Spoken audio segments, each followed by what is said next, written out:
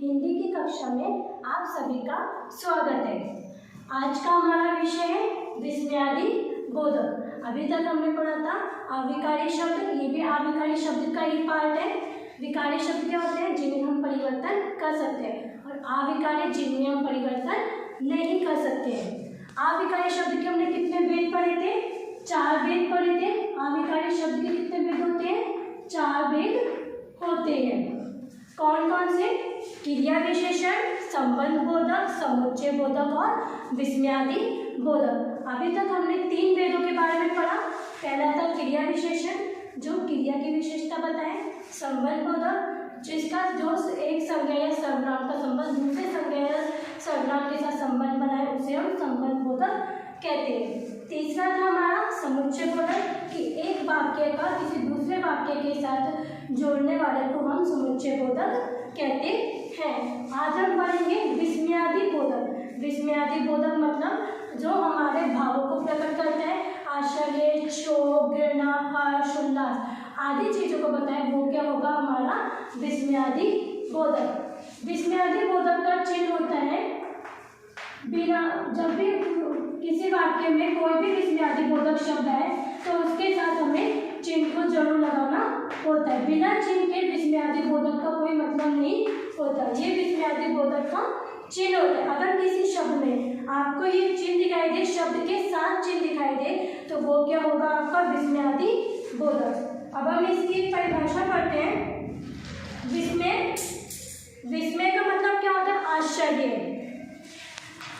विस्मय का अर्थ होता है आश्चर्य आदि का बोध कराने वाले, अर्थात वे अवयव शब्द जो विस्मय, हर्ष, शोक, घृणा, प्रशंसा आदि मनोभावों को प्रकट करते हैं, वे क्या कहलाते हैं? हमारे विस्मयादि बोधक कहलाते हैं। तो मैंने पहले बताया था कि अविकारी शब्द को हम अवयव शब्द भी बोलते हैं, जैसे इसमें भी आया कि वे अवयव शब्द जो विस्मय, हर्ष, घृणा, शोक आदि हमारे भावों को प्रकट करें, वो सब क्या कहलाते हैं? विस्मयादि बोधक कहलाते हैं। अब विस्मयादि बोधक के कुछ निम्नलिखित भेद हैं। सबसे पहला है विस्मय। विस्मय का अर्थ क्या होता है? ये जो विस्मय शब्द है, इसका अर्थ क्या होता है? आश्चर्य। विस्मय का अर्थ क्या होता है? आश्चर्य। मतलब आपके सामने किसी ने कोई बात बोली, आपके सामने किसी ने कोई बात बोली, तो वो क्या करे? आश्चर्य प्रकट करे। इसके लिए हम किन शब्दों का प्रयोग करते हैं? जैसे अरे। इसके साथ हमने विस्मयादि बोधक चिन्ह लगा दिया। शब्द के साथ विस्मयादि बोधक चिन्ह जरूर लगाना होता है, तभी पता चलता है कि हम इसको किस तरह से पढ़ेंगे। जैसे अरे यह क्या हो गया? अरे ये तुमने क्या कर दिया? ठीक है, तो अरे के साथ हम जब वाक्य लिखेंगे तो हमें पहले विस्मयादि बोधक चिन्ह लगाना होता है। जैसे अरे यह क्या हो गया? यह क्या हो गया? आश्चर्य प्रकट हो रहा है, तो जिसमें आश्चर्य प्रकट हो वो क्या होगा? हमारा आश्चर्य बोधक। नेक्स्ट है हमारा हर्ष बोधक। हर्ष मतलब आप सभी जानते हैं, प्रशंसा मतलब हम बहुत ज्यादा खुश हैं, उसके लिए हम किन शब्द का प्रयोग करते हैं? जैसे वाह, वाह, शाबाश। इसके लिए हम इन शब्दों का प्रयोग करते हैं हर्ष के लिए। वाह, वहां से क्या बनाएंगे? जैसे वाह, मजा आ गया, आज तो बहुत मजा आ गया, तो ये क्या हो गया? हमारा हर्ष बोधक। हम बहुत ज्यादा खुश है। जब हम बहुत ज्यादा खुश होते हैं तो हम किन शब्दों का यूज करते हैं?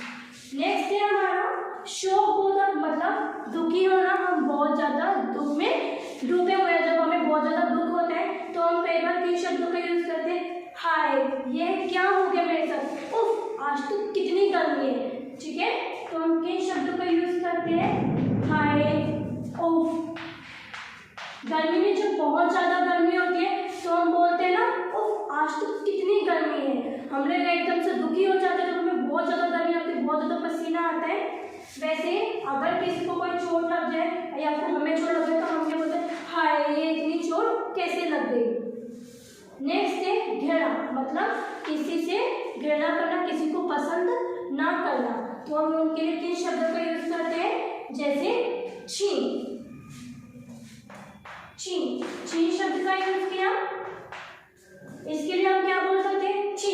यहाँ कितनी गंदगी है, हमें गंदगी पसंद नहीं आती, हम उससे घृणा करते हैं, तो हमने क्या बोला, छी, यहाँ तो बहुत गंदगी है।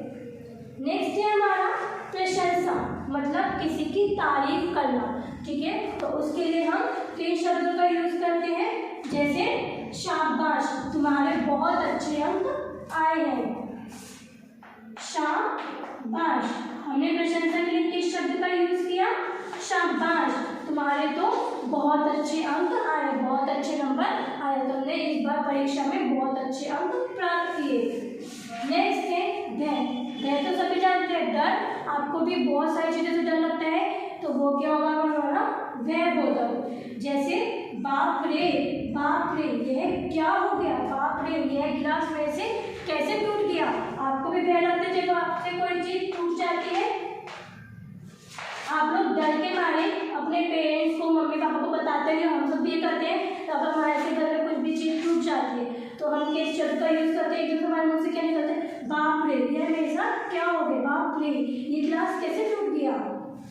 नेक्स्ट है हमारा चेतावनी, मतलब किसी को चेतावनी देना कि कोई काम करने के लिए, उसके लिए हम किस शब्द का यूज करते हैं, जैसे सावधान, खबरदार, होशियार, बच्चों, हटना, बचो, हटना, ठीक है। सावधान मतलब अगर जैसे सामने से एक दूसरी गाड़ी आ रही हो तो हम बोलते हैं सावधान, गाड़ी आ रही है, पीछे हट जाओ। तो मतलब किसी को चेतावनी देना, पहले से ही सूचित कर देना कि हम उसके लिए जो सचेत हो जाए ताकि हमें कोई नुकसान ना हो।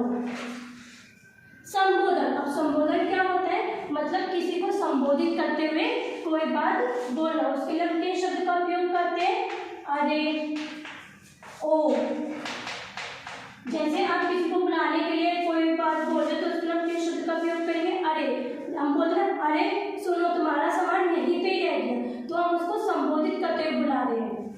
नेक्स्ट है हमारा स्वीकृति या अनुमोदन। स्वीकृति या अनुमोदन मतलब हम कोई काम कर रहे हैं तो उसके लिए स्वीकृति लेना। जैसे अभी आप लोग पिकनिक पर गए थे, अपने टूर पे गए थे, तो ट्रिप पर जाने से पहले आप सभी ने अपने मम्मी पापा से स्वीकृति ली थी कि हम उस ट्रिप पर जाए या ना जाए। तो स्वीकृति लेने के लिए हम किस शब्द का यूज करेंगे, जैसे हाँ, ठीक है, अच्छा, जी हाँ। तो जैसे आपने पूछा कि मम्मी मैं ट्रिप पर जाओ या ना जाओ, तो उन्होंने बोला अच्छा ठीक है तो चले जाओ, तो ये क्या हुआ, स्वीकृति बोधक। नेक्स्ट है हमारा आशीर्वाद। आशीर्वाद मतलब आप सभी जानते हैं कि मतलब जब भी हम अपने से बड़ों का आशीर्वाद लेते हैं, कोई भी अच्छा काम करने से पहले, कहीं भी जाने से पहले, जैसे नौकरी पर हम जा रहे हैं, हमारा फर्स्ट डे है, तो हम पहले क्या लेते हैं, अपने बड़ों का आशीर्वाद लेते हैं। तो उसके लिए हम किस शब्द को यूज करते हैं, जीते रहो, खुश रहो। हमारे माता पिता हमें आशीर्वाद देते हैं कि जीते रहो हमेशा, खुश रहो, जीते रहो हमेशा, तुम्हारा काम अच्छा रहे, खुश रहो, आयुष्मान रहो, दीर्घायु हो। तो ये सब क्या होते हैं, आशीर्वाद बोधक। अब नेक्स्ट है हमारा कुछ शब्द ऐसे होते हैं विस्मयादि बोधक में जिनका हम संज्ञा के रूप में भी उनका उपयोग करते हैं, सर्वनाम में भी उपयोग करते हैं, विशेषण में भी करते हैं और क्रिया के रूप में भी करते हैं। मतलब हम विस्मयादि बोधक शब्द के साथ कुछ शब्दों को भी, कुछ ऐसे शब्द होते हैं जो संज्ञा, विशेषण और सर्वनाम का यूज करके उन शब्दों को इस्तेमाल करते हैं। जैसे संज्ञा के रूप में, संज्ञा में हमने पढ़ा था किसी व्यक्ति वस्तु स्थान का नाम आता है,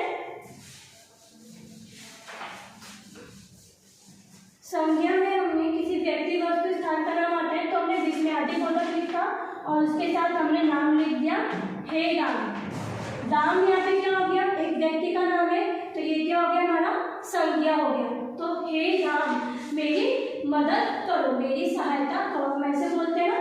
तो राम यहाँ पे क्या हो गया, संज्ञा, और ये क्या है, संज्ञा व्यक्ति का नाम। तो यहाँ पे क्या हो गया, संज्ञा के रूप में भी हमने विस्मयादि बोधक चिन्ह का विस्मयादि बोधक चिन्ह का उपयोग किया।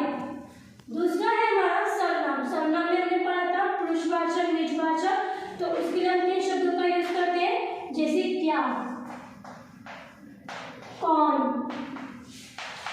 आप, ये सब होते हैं सर्वनाम में हम पढ़ते हैं। इनके साथ हम क्या लगा देंगे, क्या के साथ अगर हम विस्मयादि बोधक चिन्ह लगा के हम वाक्यों को बनाते हैं। जैसे क्या तुम वहां गए थे? क्या तुम वहां गए थे? अब यहाँ पे क्या क्या हो गया? प्रश्नवाचक में आते प्रश्नवाचक शब्द आपने पढ़ा है, तो ये क्या हो गया आपका प्रश्नवाचक विस्मयादिबोधक चिन्ह। नेक्स्ट है हमारा विशेषण। विशेषण जो किसी की विशेषता बताए, जैसे अच्छा, सुंदर, ठीक है। तो अगर हमने सुंदर, बहुत अच्छे, अति सुंदर, अति सुंदर, तुमने यह चित्र बहुत अच्छा बनाया है। जैसे अगर यहाँ पे विशेषण का है अति सुंदर, तुमने यह चित्र बहुत अच्छा बनाया है। तुमने यह चित्र बहुत अच्छा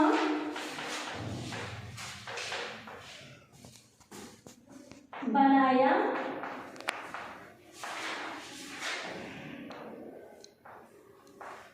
है।